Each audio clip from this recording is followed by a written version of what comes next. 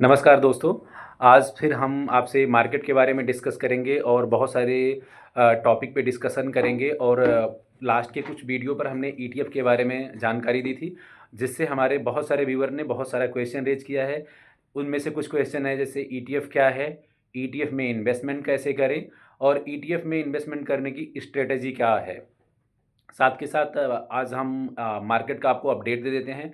Nifty 41.25 चढ़ करके बंद हुआ। सेंसेक्स 39.78 पॉइंट चढ़ करके बंद हुआ और बैंक निफ्टी 325.10 चढ़ करके बंद हुआ। सिल्वर का जो आज रेट रहा वो 1,55,000 से 1,56,000 पर ट्रेड हुआ है। गोल्ड 24 कैरेट 1,24,500 पे ट्रेड हो रहा था और 22 कैरेट गोल्ड 1,64,000 पे ट्रेड हुआ और 18 कैरेट गोल्ड 95,600 रुपये पे ट्रेड हुआ। इसमें स्लाइटली अलग अलग शहरों में अलग अलग थोड़ा सा रेट का वेरिएशन हो सकता है। बाकी overall average rate gold silver का आज यही रहा। तो विभिन्न मुद्दों पे डिस्कस करने के लिए ईटीएफ के बारे में और हमारे व्यूअर का क्वेरी का आंसर करने के लिए आज हमारे साथ राणा जी हैं। राणा जी, आपका स्वागत है, आइए। धन्यवाद। Hello everyone. राणा जी, पहले हमारे एक दर्शक ने पूछा है कि ईटीएफ क्या है, जी। तो थोड़ा सा आप बताएं ईटीएफ के बारे में लोगों को।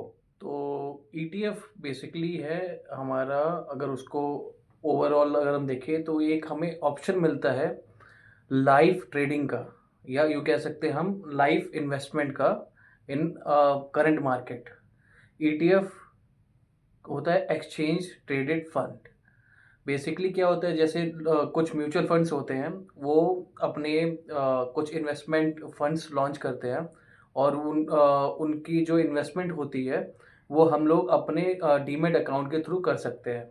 और ईटीएफ में इन्वेस्टमेंट करने के लिए हमें डीमेट अकाउंट की ज़रूरत पड़ती है। Okay okay. अगर हमारे पास डीमेट अकाउंट नहीं है तो हम ईटीएफ में इन्वेस्टमेंट नहीं कर सकते। So basically, it is the combination of multiple stocks, right. right? And we can trade like just like a stock. The difference between mutual fund and ETF is mutual fund we cannot trade within a day, right and right ETF we can trade multiple time in a day. Right right. Okay. ये basically बिल्कुल stocks की तरह होते हैं और इसमें हम trading कर सकते हैं। इसमें जो एक्सपेंस रेशियो होता है, जो एक्सपेंस चार्जेस होते हैं, वो कम होते हैं as compare to mutual fund. जो म्यूचुअल फंड में हम इन्वेस्टमेंट करते हैं उसका एक्सपेंस चार्जेस जो होता है, एक्सपेंस रेशियो जो Slightly होता है, ज़्यादा वो होता है। स्लाइटली ज़्यादा होता है। तो हमें कहीं ना कहीं वो महंगा पड़ता है और ईटीएफ हमें सस्ता पड़ता है। क्या बारीकियां हैं राणा जी, क्या क्या चीज़ें, क्या क्या टेक्निकल चीज़ें चेक करने होता है एक आम बायर को जो इनिशियली स्टार्ट करना चाहता है। जैसे एक व्यूअर ने पूछा, I am new to the stock market, how I can start in ETF. So basically क्या क्या चीज़ें वो चेक करके ईटीएफ को बाय कर सकते हैं। तो सबसे पहले मैं अपने व्यूअर्स को, हमारे व्यूअर्स को मैं ये कहूँगा, अगर उन्हें ईटीएफ में इन्वेस्टमेंट करना है तो उन्हें डीमेट अकाउंट खुलवाना पड़ेगा। और डीमेट अकाउंट खुलवाने के लिए बहुत से ब्रोकर्स हैं। वो किसी भी ब्रोकर को जो चार्जेस कम ले, क्योंकि ब्रोकरेज चार्जेस भी एक बहुत बड़ा एक पार्ट होता है, प्ले करता है। पार्ट भी है और आप ये कह सकते हो कि वो एक कॉस्ट है लॉन्ग टर्म कॉस्ट में। है, अगर आप राइट। ट्रेड करते हो तो एक, अगर एनुअली आप निकाल के देखोगे तो आपके टोटल वैल्यू का एक कॉस्ट निकल करके राइट। आएगा। तो अकाउंट तो चूज करना है ही, उसके साथ साथ उसका मैं ये जानना चाह रहा हूँ कि मेरे को एएमयू साइज क्या होना हाँ, चाहिए, मैं उस पे आ रहा फंड। हूँ। हाँ जी, हाँ जी, जी। जी, मैं उस पे आऊँगा बस। मेरा फर्स्ट ये था, मैं आपको ये बता दूँ कि पहले हमें डीमैट अकाउंट खुलवाना है। Correct correct. जब हमारा डीमैट अकाउंट किसी भी जो भी बेस्ट ब्रोकर है, अगर उसके थ्रू खुलता है और उसके बाद जब ये एक्टिव हो जाता है, तो हमें फिर अपने ईटीएफ्स चूज़ करने पड़ते हैं। और ईटीएफ्स में हमें चूज़ करने से पहले ये देखना होता है कि किसका वॉल्यूम ट्रेड ज़्यादा है, एवरेज वॉल्यूम जो कि ट्रेडिंग हो रही है पर डे की, करेक्ट प्लस किसका एयूएम ज़्यादा है, asset under management, right. Correct. तो उसमें एसेट अंडर मैनेजमेंट वो अमाउंट होता है जो उस पर्टिकुलर ईटीएफ में जो पूरे इन्वेस्टर्स होते हैं, उन्होंने जितना उन्होंने इन्वेस्ट किया होता है फॉर मीन्स उस पर्टिकुलर ईटीएफ में, वो टोटल उसका एयूएम होता है। फिर एक्सपेंस रेशियो हमें देखना होता है कि एक्सपेंस रेशियो किसका कम है, और उसके बाद हम फिर उस ईटीएफ को चूज करके उसमें अपना इन्वेस्टमेंट स्टार्ट करते हैं। Means high level of EMU provide us, fast level of sales and purchase, right? If your Yeah, EMU size is exactly. huge, then we can trade Correct. effectively, If right? AUM is high, means asset under management is on a higher part, then definitely there are a number of people, Large number of buyer are number there. of buyer and seller are there who are actively participating in that particular Anticipating of buying and ETF. selling would be Correct. high.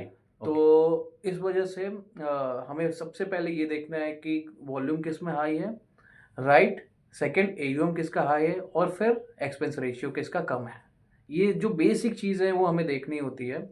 अगर आप हमारे viewers को, वैसे तो we are not advisor, financial advisor, we are not certified. We are giving knowledge to the people. They can utilize knowledge to pick some stock, but investment करने से पहले अपने फाइनेंशियल एडवाइजर का सलाह जरूर लें। ये हमने हमेशा हम आपके अपने वीडियो के अंत में बताते हैं। और राणा जी, स्ट्रेटेजी क्या होनी चाहिए?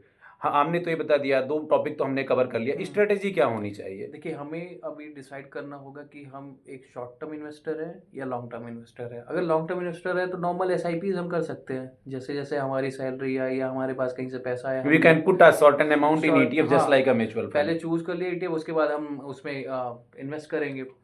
और एक दूसरा ऑप्शन है शॉर्ट टर्म इन्वेस्टमेंट का। उसमें क्या होता है, जो कि हम लोग करते हैं जनरली, उसमें हम क्या करते हैं कि जब भी हमारा कोई भी असेट, लाइक कोई भी ETF, फॉर एग्जांपल कोई निफ्टी 50 का हमारा ETF है, मैं किसी पर्टिकुलर फंड हाउस का नाम नहीं ले रहा हूँ, I am just, we have lots of fund in Nifty 50, we can तो निफ्टी 50 का कोई भी ETF मैंने लिया या हमने बाई किया, और लेट्स से हमारा टारगेट है 3% बढ़ गया वो, तो 3% अगर वो बढ़ गया तो हमने उसको बेच दिया, फिर नेक्स्ट डे हम उसी ETF को फिर खरीद लेंगे। Means we can just do a trading, once we get some margin then we can sold out it and we can buy again the same next day.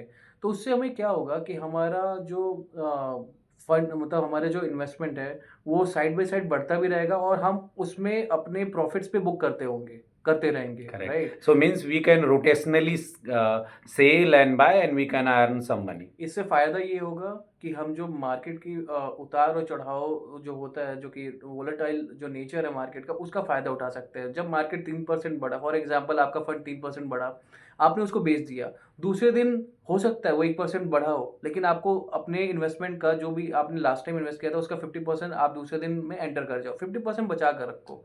कहीं वो 1-2% नीचे गिरा, आप उसको एवरेज कर दो, बट टारगेट रखना कि 3% में बेचना है या 2% में एवरेज करना है। हमें ये टारगेट अपने आप में माइंड में सेट करके और फिर उसके बाद उस चीज़ को, उस स्ट्रेटेजी को हमें इम्प्लीमेंट करना है अपने इन्वेस्टमेंट में। इससे हमें लॉन्ग टर्म में फ़ायदा ही होता है, जो हमने देखा है। हमने इनफैक्ट वो फ़ायदा मतलब पिछले 1-1.5 साल से हम ये स्ट्रेटेजी फॉलो कर रहे हैं, और हमारा जो पोर्टफोलियो ओवरऑल, अगर मैं प्रॉफिट्स की बात करूँ तो हमने ग्रीन में ही क्लोज किया हमेशा। हर मंथ अगर मार्केट बढ़ता है तो हमारा ग्रीन ही होता है, अगर मार्केट घट रहा होता है या फिर मार्केट नेगेटिव जाता है तो हम उसको एवरेज आउट कर देते हैं। Basically this is the process of trading ETF, right? And So if someone looking for a long term, then they can buy a unit in some intervals, like after weekly, fortnightly, and whenever is stock is down, then they can buy that particular ETF. Totally depend on a person methodology and person thinking कि वो किस type के investor है। अगर वो long term investment में believe करते हैं, then they can invest as they can only go for, they can easily go for a SIP route।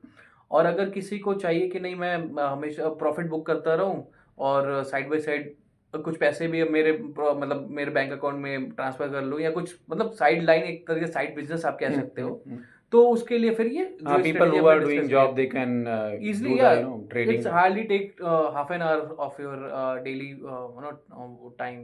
आप 9-9:15 से लेके 3:30 के बीच में अगर हाफ एन आवर भी आप निकाल लेते हो अपने नॉर्मल रूटीन से, तो you can easily do this thing.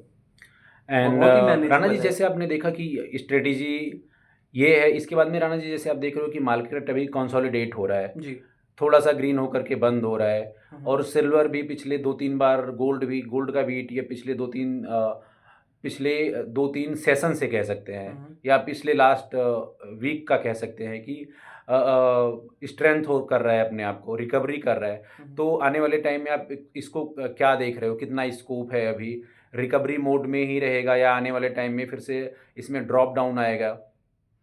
देखिए, जो मैंने वैसे कोई ग्राफ एनालिसिस और कोई सर्टेन मतलब कोई एनालिसिस तो नहीं किया है इस पे, बट हाँ, जो मैं ट्रेंड बता हाँ, सकता जो ट्रेंड है और जो लोगों जो फाइनेंशियल एनालिसिस जो लोग कर रहे हैं आजकल, मतलब जो फंड हाउसेस हैं, लाइक जो मतलब हायर इन आई मीन जिनका बहुत ही ज़्यादा पैसा लगा हुआ है, सो उनका यही कहना है कि सिल्वर जो है अपने जो अभी जो करंट पोजीशन है जो सिल्वर का, जैसे अभी आपने कोट किया था 1,55,56,000 में वो ट्रेड ट्रेड कर हो रहा रहा है है अभी, अभी।